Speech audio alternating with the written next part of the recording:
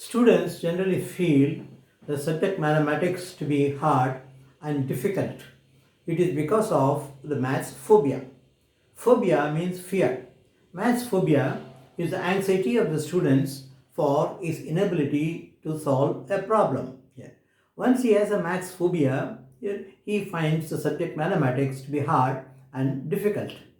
This can be removed here by various ways and means, and before that, let us try to understand here what are the various reasons for this maths phobia. Number one, this concept.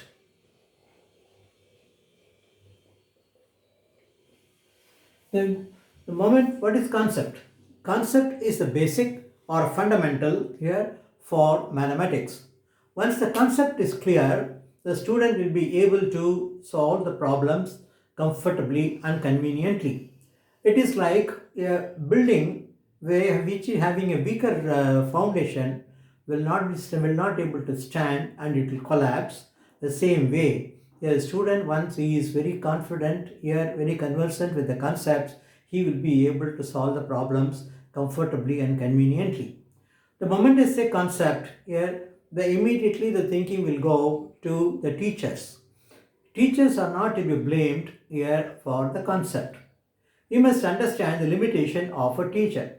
A teacher has to address about 30 to 40 students in a class. When he or she here solves a problem on the board or she gives a solution to the problem, here all the students must be attentive. If some of the students are not able to understand, they can raise their voice to ask the teacher how the solution has been arrived at. But many students, they feel shy to talk in the class. If that is so, they can even go to the staff room to meet the teacher in person here and get whatever clarification he wants so that he is clear in his mind. The teacher will never refuse to clarify what doubts he has. That's the way here he should clarify himself and get the concept clear. The parents are also equally responsible for this aspect. Once the student comes back, he starts doing homework here. Now the parents do not go to the detail to find out how he is doing the homework. And they never ask the question, here, how did you arrive at the solution? And what is the method in which you are at the solution? The moment they ask these questions to the children will have here conscious enough to do the problems in a methodically, and they will be able to explain here how what is the concept or principle has been followed in finding a solution to the problem. A simple example is just say here, if a parent asks a child, you have 3 chocolates, I'll give you 4 more chocolates, how many chocolates you will have? The child will start counting 4, 5, 6, 7 here. This is finger counting. This finger counting is okay as far as primary class is concerned. Once he goes to the middle classes, the finger counting here will not be of any use. The same question, I'll put it in a different way. Suppose you ask, you have 12 chocolates with you, I give 13 more chocolates. How many chocolates you have? Because the child do not have 13 fingers to count. Yeah, the child will fumble. The child will not be able to find an answer to it. Yeah. The one of the way how this problem can be solved, like a dice game, put one dice with 3 numbers, another dice with 4 number. You ask the child, here, what is the number? Immediately it says 7. How did you arrive at the 7? It is addition of 3 plus 4. This is the basis by which you can develop the habit of addition. The moment here the child starts learning addition, it will be very easy for him in the future.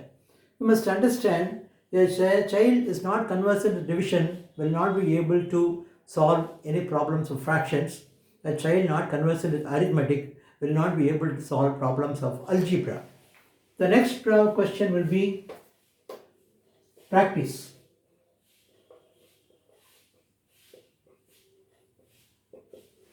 Mathematics is not like physics or chemistry or biology where students here just reads the book here and then he is able to understand the lesson. In mathematics, one has to solve the problems. Mathematics is not a subject to study, it is subject to practice. More you practice, you become perfect. For practice, you should solve more and more problems. Now, many students here do not have the habit of giving homeworks. In such cases, the parent can ask the child to do homework at home. Every mathematics book has got an exercise at the end of the chapter, and they have a revision test at the end of the book. The parent can ask the child to do homework at home to solve more problems and make them conversant with the solutions here easily.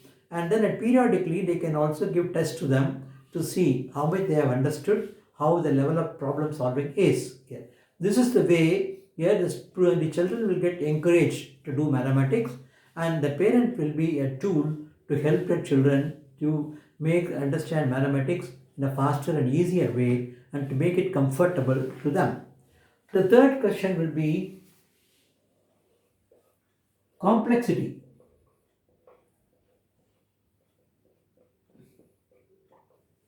What do you mean by complexity?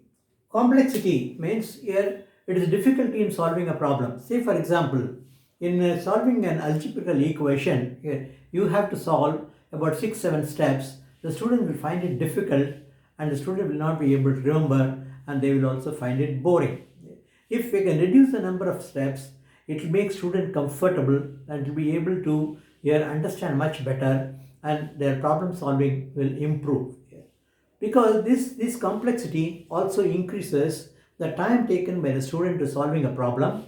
The once the student uses more and more time here, the student loses interest in doing mathematics. Further, in the competitive examination, yeah, you have to be really fast. Yeah, the shorter the time, you will be able to answer more number of questions, and you will be able to stand one above the other students who are appearing in competitive examinations. One of the way to address this problem is Vedic mathematics. Vedic mathematics is an easy and faster solution. In Vedic mathematics, the problems can be solved here in few seconds. When you say problems can be solved in few seconds, here somebody can think it's like a magic. It's not a magic. In Vedic mathematics, each and every operation can be proved from the first principle. The moment you start proving from the first principle, that concept will become very clear. Here, Vedic mathematics itself become a science by itself.